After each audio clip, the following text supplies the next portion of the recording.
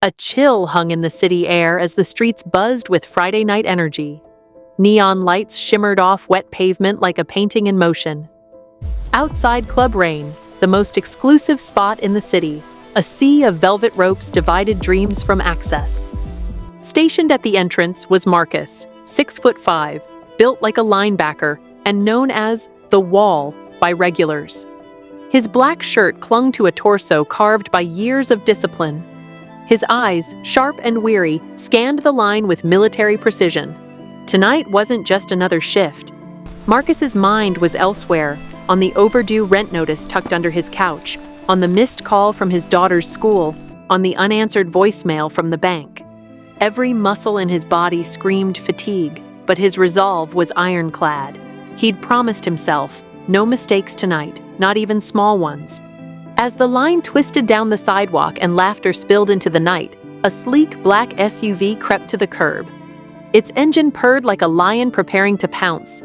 Heads turned, conversations paused. Even the bass from the club seemed to lower itself in anticipation.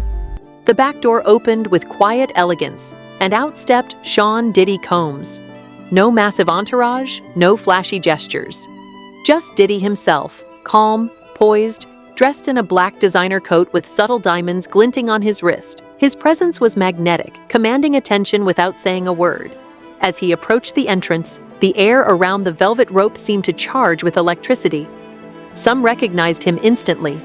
Others whispered and pulled out their phones. The energy shifted, but Marcus didn't react.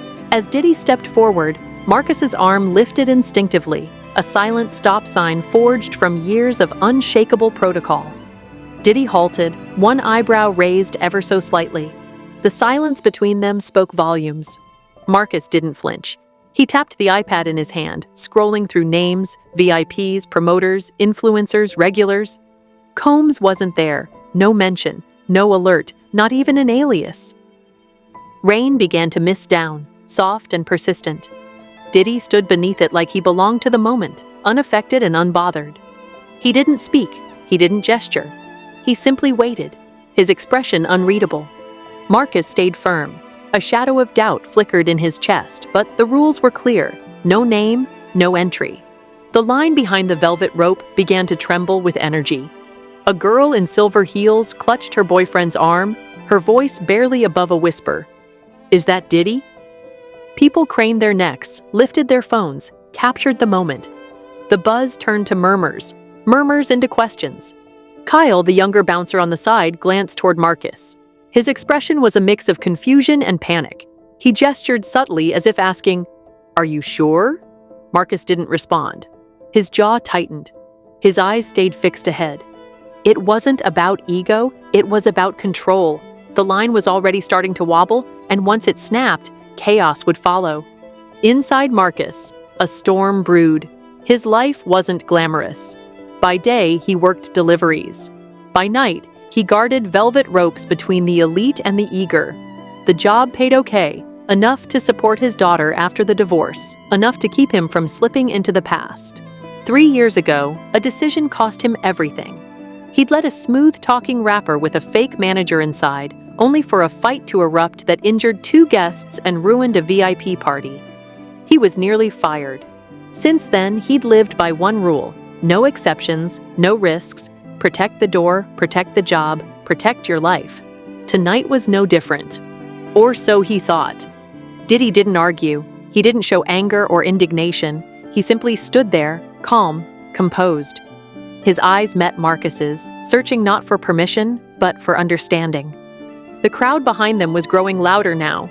Some jeered, some laughed, some pleaded.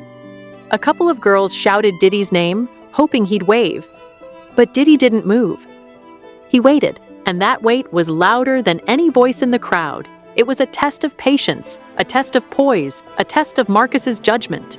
The club's internal door swung open. A woman in a sharp red blazer burst out, phone to her ear, panic in her eyes.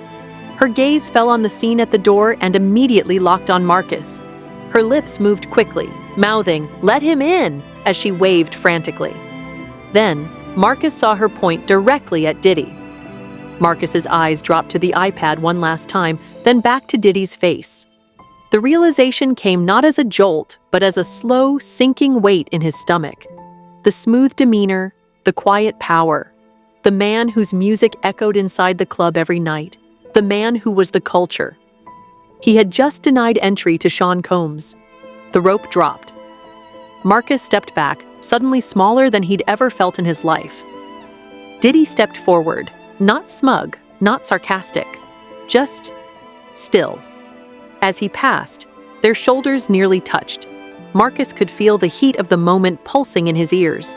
Cameras flashed, fans erupted. Kyle muttered something about going viral, but Marcus didn't hear it. He couldn't. The moment played on repeat in his head over and over as Diddy disappeared into the lights and fog beyond the door. He thought of his daughter. What if she saw this? What if she asked why he didn't recognize one of the most iconic men in music? His phone buzzed. A text from the manager. "Call me in the morning. We need to talk." By morning, the internet had done its thing. The clip was everywhere. Bouncer blocks Diddy, Twitter loses its mind. One side mocked Marcus mercilessly. The other called him a legend for sticking to protocol. Memes poured in.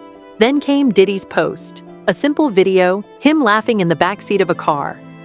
Caption: "Shout out to the bouncer who runs a tight ship. I respect that. He protected that club like it was Fort Knox. Salute." The mood shifted. Marcus's inbox filled with interview requests. Random people called him a hero. Influencers reenacted the scene like a TikTok skit. That evening, as Marcus returned to the club, a different energy filled the air. Patrons greeted him like a celebrity. Even Kyle grinned as he handed him a coffee. Marcus managed a rare, small smile. He took his place beside the velvet rope again. Same rules, same posture, but now something inside had changed. His mistake hadn't broken him. It had defined him. And somewhere in the city, Diddy clinked a glass with friends, smiling wide. No name, no entry. Respect.